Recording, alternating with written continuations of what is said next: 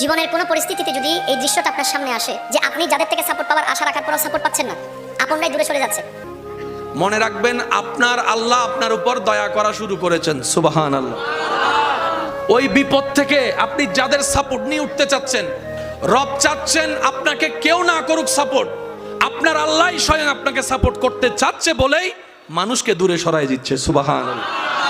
জীবনে যদি কখনো দেখেন কাছের মানুষ দূরে সরে যাচ্ছে, বেঈমানি করছে, দুই নাম্বারই করছে, চোখ উল্টাই ফেলছে, আপনি বুঝে নেবেন আল্লাহ তাআলা আপনাকে দুনিয়ার আসল চিত্র দেখাচ্ছে।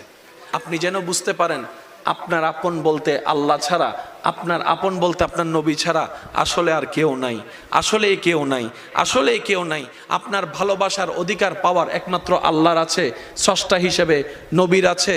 আপনার উম্মত হিসেবে আপনি ভালোবাসবেন আপনার নবীকে, আপনি আল্লাহকে ভালোবাসবেন, আপনার নবীকে ভালোবাসবেন। এই বুঝটা দেওয়ার জন্য আল্লাহ অনেক সময় দুনিয়ার এই বাস্তবতা আমাদের সামনে এনে দেয়। অনেক ভাই বোন, ভাই ভাই এমনও আছে মানুষের কথার ফাঁদে পড়ে, ভুল বোঝাবুঝির কারণে কিংবা মেজাজ গরম থাকার কারণে দুই চারটা কথার শিকার হওয়ার কারণে হয়তো কোনো একটা সময় দূরত্ব হয়েছে, কিন্তু এখন একজন আরেকজনের সাথে মিলতে চায়, বসতে চায়। ওনাদের মাথায়ও চলে আসছে বাঁচবো আর কয়দিন, বুড়া তো হয়ে গেছে, কিন্তু ভাইকে এখনো বুকে জড়াতে পারলাম না, অনেক দিন হয়ে গেল। বড় ভাইয়ের মনেও সে তৃষ্ণা থাকে, ছোট ভাইয়ের মনেও সে আকাঙ্ক্ষা থাকে, কিন্তু অনেক দিনের দূরত্বতার কারণে, লজ্জাবোধের কারণে তারা মিলতে পারে না।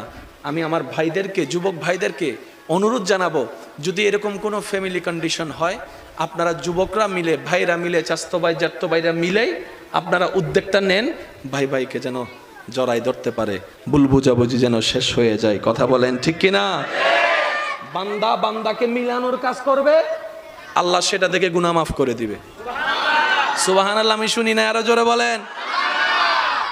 মিলে থাকেন, কেউ মিলে থাকতে না চাইলে তার আল্লাহরে সে জবাব দিবে।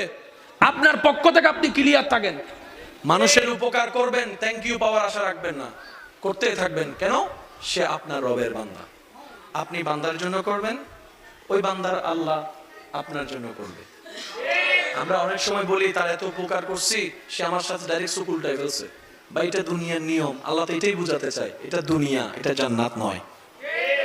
আল্লাহর কাছে সবসময় একটা ফরিয়াদ করবেন, আল্লাহ তুমি আমাকে যতদিন ইচ্ছা এই দুনিয়ায় রাখিও, কিন্তু সেই থাকাটা যেন তোমার পছন্দের হয়।